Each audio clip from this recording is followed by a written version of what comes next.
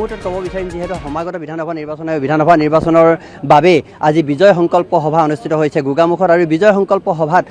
অংশগ্ৰহণ কৰিব ভাৰতৰ প্ৰধানমন্ত্ৰী নৰেন্দ্ৰ মোদী আৰু নৰেন্দ্ৰ মোদীক আদৰিবৰ বাবে গোগামুখত সাজু হৈ উঠিছে প্ৰায় 1 লক্ষাধিক লোক ইয়াত সমবেত হ'ব পৰাকৈ সাজু কৰি ৰখা হৈছে ইতিমধ্যে ধেমাজি চিচি বৰগাঁও জোনাই ঢকুৱাখানা মাজুলী লখিমপুৰ সকলো স্থানৰ পৰা লোক আহি আছে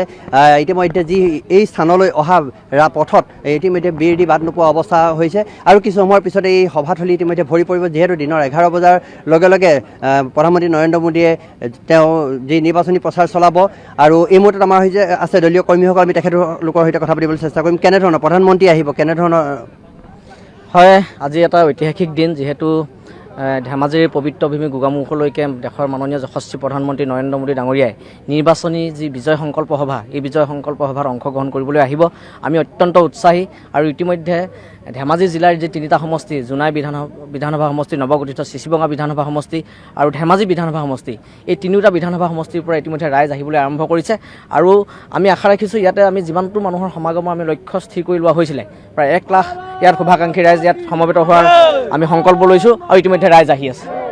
তুমি কেনেকুৱা তো আপোনালোকে দেখিছে আমাৰ এতিয়া মানুহ আহি আছে আৰু যেহেতু আজি 8টা সমষ্টিৰ ইয়াত আমাৰ লখিমপুৰ ধেমাজি আৰু মাজুলী আৰু ঢকুৱাখানাৰ আমাৰ 4টা জিলাৰ পৰা ইয়াত আমাৰ মানুহ উপস্থিত হ'বহি আৰু যেহেতু আমাৰ যশস্বী প্ৰধানমন্ত্ৰী মাননীয় আমাৰ নৰেন্দ্ৰ মোদী ডাঙৰীয়াৰ ইয়াত গুৰুত্বপূৰ্ণ আমাৰ কিছুমান নিৰ্বাচনী প্ৰচাৰৰ ভাষণ ৰাখিব তো আমাৰ জনসাধাৰণৰ উদ্দেশ্যে কিছুমান ভাল আমাৰ ভাষণ ৰাখিব তো এতিয়া আমাৰ উপস্থিত হ'বহি আৰু খন্তেক সময়ৰ পাছত এয়া আমাৰ ৰাজ্যৰ উল্লাস আপুনি দেখি পাইছে আমাৰ কৰ্মকৰ্তাৰ লগতে আমাৰ যি ভাৰতীয় জনতা পাৰ্টিক ভাল পোৱা আমাৰ জনসাধাৰণ ইয়াত উপস্থিত হ'বহি অলপ পাছত তো আপোনালোকে দেখিবলৈ পাইছে কেনেকুৱা উত্তৰ অসমত কেনেকুৱা হ'ব নিৰ্বাচনী ফলাফল হয় ফলাফল আমি খুব ভাল হ'ব বুলি ভাবিছোঁ যেহেতু চৰকাৰখনে যি উন্নয়নৰ যিখিনি কাম কৰিছে সেইখিনি কাম কৰি আছে সেইখিনি সঁচাকৈ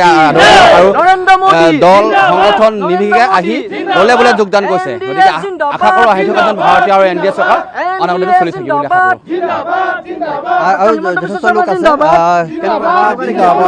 পৰিৱেশটো যথেষ্ট মানুহ সমাগম হ'ব ইয়াতে আমাৰ 1 লাখ শতাধিক মানুহ অহাৰ আৰম্ভ কৰিছে গতিকে আমি আশা কৰিছোঁ বতৰো ভাল হৈছে প্ৰতিকূল বতৰ এতিয়া মানুহ ওলাই আহিব নিশ্চিতভাৱে আমাৰ মোদী ডাঙৰীয়া আমাৰ নিৰ্বাচনী প্ৰচাৰ যেতিয়া আহিব মানুহ আহি সমবেত হ'বহি ইয়াতে